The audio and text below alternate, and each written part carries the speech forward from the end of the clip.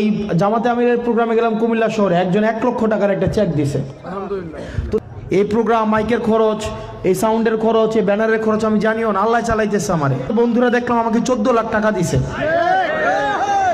আজকে আমার বন্ধুরা 14 লাখ টাকা দিছে। এই যে একটা খাম আছে না, কই এটা একজন দিয়ে গেল, যে একজন, এই যে মাত্র এখানে একজন, একটা আমি আসার পরে একজন খাম দিছে, মুবাশশিরের আম্মা। এই খামটা আমি খুলি আপনাদের সামনে।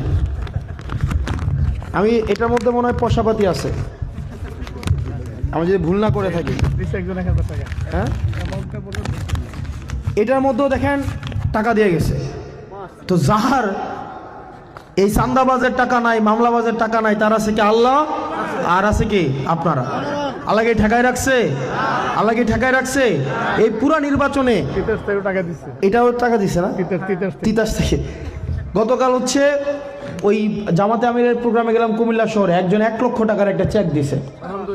তো দেখেন আল্লাহ কি ঠেকায় রাখছে বলেন? আমার অক্ষম, আমি পারবো না, এটা আপনাদেরকে বলছি। আপনারা কি আমাকে ঠেকায় রাখছেন?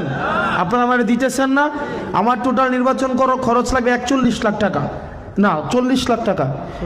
50,000 টাকা ব্যাংকে জমা আছে, আর 49 লাখ আর 49 লাখ 50,000 টাকা লাগবে। আমার এই টাকা মনে অনেক উঠে গেছে। আমি কালকে হিসাব করবো এবং টাকাটা ব্যাংকে জমা দেবো।